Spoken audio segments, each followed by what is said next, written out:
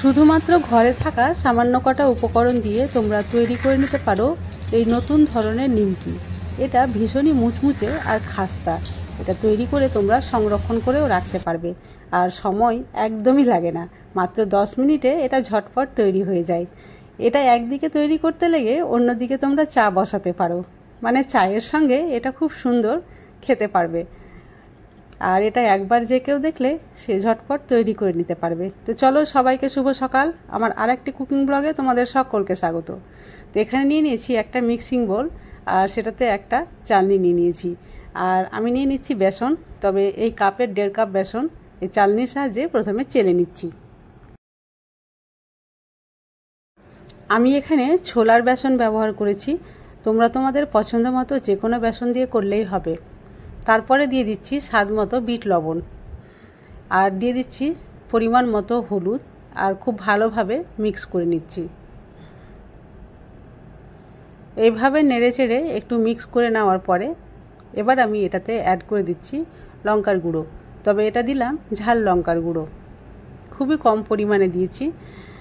আর এবার যে কাপে আমি বেসনটা মেপেছিলাম সেই কাপে করে মাপ করে জল দিয়ে দিচ্ছি। প্রথমে আমি 1 কাপ জল দিয়ে এটা একটা ব্যাটার তৈরি করছি। তো 1 কাপ জল দিয়ে ব্যাটারটা তৈরি হচ্ছে না, দেখতেই পাচ্ছ অনেকটাই ঘন হয়ে গেছে। আবারও এখানে কিছুটা জল দিচ্ছি, তবে জলের পরিমাণটা কতটা হচ্ছে আমি তোমাদের শেষে বলে দেব। দেখো তৈরি হয়ে গেছে ব্যাটার।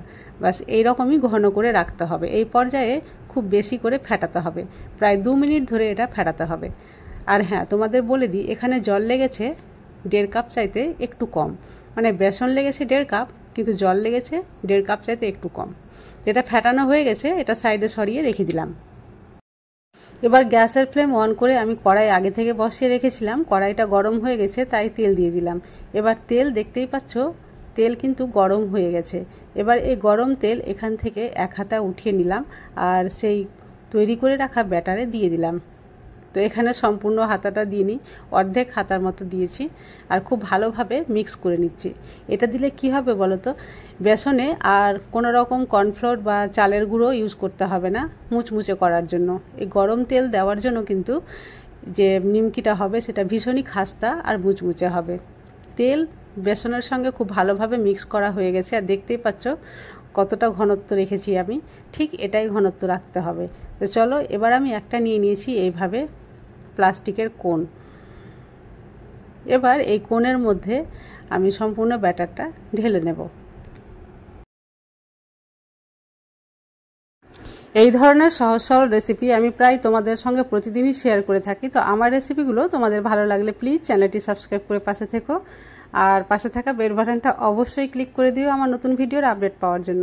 আর আগে থেকে যদি সাবস্ক্রাইব করে থাকো তাহলে তোমাদের জন্য রইল অসংখ্য ধন্যবাদ। তো দেখো, প্লাস্টিকের কোণের মধ্যে সম্পূর্ণ ব্যাটার ঢেলে দিয়েছি, আর এদিকে তেলটাও গরম হয়ে গেছে, তাই তেলের উপরে হাতটা ঘুরিয়ে ঘুরিয়ে এখানে আমি দিয়ে দিচ্ছি। নিমকিটা তৈরি করার কোনো সঠিক নিয়ম নেই, যেমন ইচ্ছে তেমন ঘুরিয়ে ঘুরিয়ে এখানে দাও। ব্যাস দেওয়া হয়ে গেছে। আর এবার আমি কিন্তু এটা ট্রায়াঙ্গেল শেপ দেবো, তাই ভাঁজ করে নিচ্ছি। আমার হাতের দিকে দেখো আমি কিভাবে ভাঁজ করছি। তবে এটা বেশি করে ভেজে নিয়ে মুচমুচে করে নেওয়ার পরে যদি ভাঁজ করো তাহলে কোনোভাবে ভাঁজটা হবে না। একটু কাঁচা অবস্থাতেই ভাঁজটা দিতে হবে, তারপরে ভাজতে হবে। ভাজার সময় গ্যাসের ফ্লেম মিডিয়াম টু লোয়ে রাখতে হবে। তো দেখো একটা ভাজা হয়ে গেছে, আমি তোমাদের সুবিধার্থে আরও একটা ভেজে দেখাচ্ছি। তো এই যে দেখো, কোনো নির্দিষ্ট নিয়ম নেই যে এইভাবে ওইভাবে ঘুরিয়ে দিতে হবে, যেমন ইচ্ছে তেমন তুমি হাতটা ঘুরিয়ে দিতে পারবে, কোনো সমস্যা নেই, শুধু জয়েন্ট লেগে থাকলেই হলো। এই যে দেখো, ব্যাস রেডি হয়ে গেল আমাদের আরও একটা নিমকি। এবার দেখো এখনও অনেকটাই নরম রয়েছে, এই নরম অবস্থাতেই উল্টে দিতে হবে। একটা ভাঁজ দিয়ে দিয়েছি, আরও একটা ভাঁজ এই সাইড থেকে আমি দিয়ে দিচ্ছি। এরপরে উল্টে পাল্টে একটু লাল করে ভেজে নিতে হবে, তাহলেই হবে মুচমুচে আর খাস্তা। আর দেখো রেডি হয়ে গেল আরও একটা নিমকি। এইভাবে আমি সবগুলোই কিন্তু রেডি করে নিয়েছি। সবগুলো নিমকি ভাজা হয়ে গেছে। এবার আমি একটা সার্ভিং প্লেটে সার্ভ করে নিচ্ছি। আর দেখো দেখতে কতটা সুন্দর লাগছে, এটা খেতেও ভীষণ টেস্টি লাগে। তোমাদের আমি একটু কাছে থেকে উল্টে পাল্টে দেখাচ্ছি। সব দিক থেকে সমানভাবে ভাজা হয়েছে আর কালারটাও খুব সুন্দর এসছে। হলুদ দেওয়ার জন্য খুব সুন্দর একটা কালারও এসছে। তো এই ধরনের রেসিপিগুলো তোমরা তৈরি করে সংরক্ষণও করতে পারো। চলো তোমাদের একটা ভেঙেও দেখাচ্ছি। আওয়াজ শুনে নিশ্চয়ই বুঝতে পেরেছো কতটা খাস্তা এবং মুচমুচে হয়েছে। আজকের রেসিপি তোমাদের ভালো লাগলে প্লিজ একটা লাইক করে দিও আর বেশি বেশি করে শেয়ার করিও। আজ তাহলে এই পর্যন্ত, আবার আসবো অন্য কোনো নতুন ভিডিও নিয়ে। ততক্ষণ পর্যন্ত তোমরা সবাই সুস্থ থাকো, ভালো থাকো।